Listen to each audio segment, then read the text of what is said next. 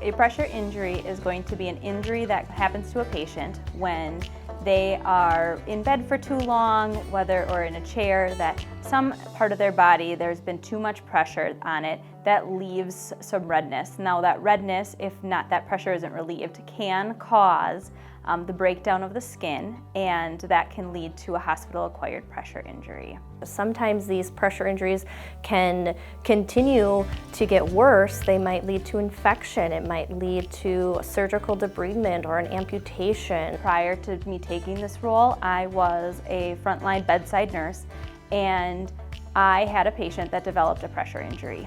To understand how much it weighs on a frontline nurse to know that they played a role potentially in that patient developing a bed sore, which could cause longer length of stay, pain to those patients, it really does start to weigh on the staff member.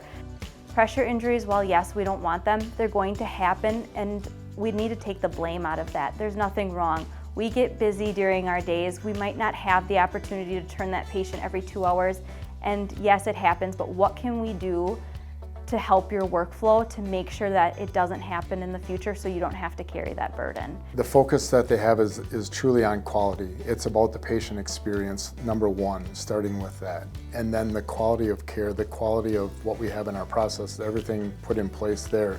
They're challenging the status quo.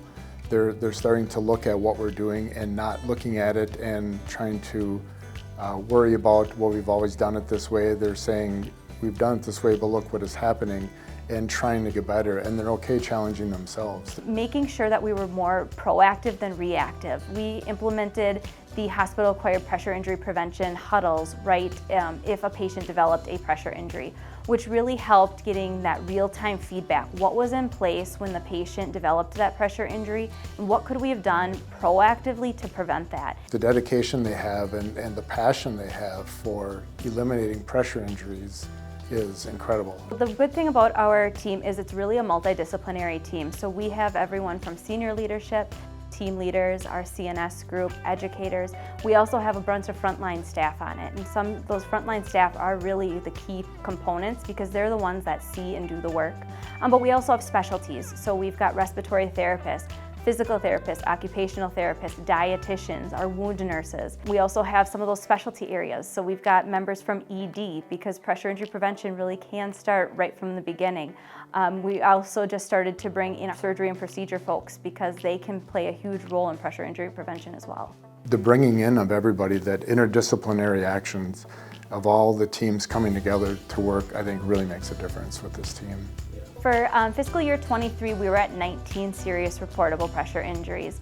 And then for fiscal year 24, we went down to 7. And this current fiscal year to date, knock on wood, we are at 2. Once you start seeing the success in what they're accomplishing and the work that they're putting in, all the efforts they're doing, and they start seeing the rewards, that just, it validates what you're doing, and that what you're doing is that important and making a difference. So it just gives you that energy and excitement to be able to want to continue and want to do even more yet. A lot of work from a lot of team members to get this project to be as successful as it is. It definitely was more than one person, and really got to give it to our frontline staff because they're the ones doing the work all the time.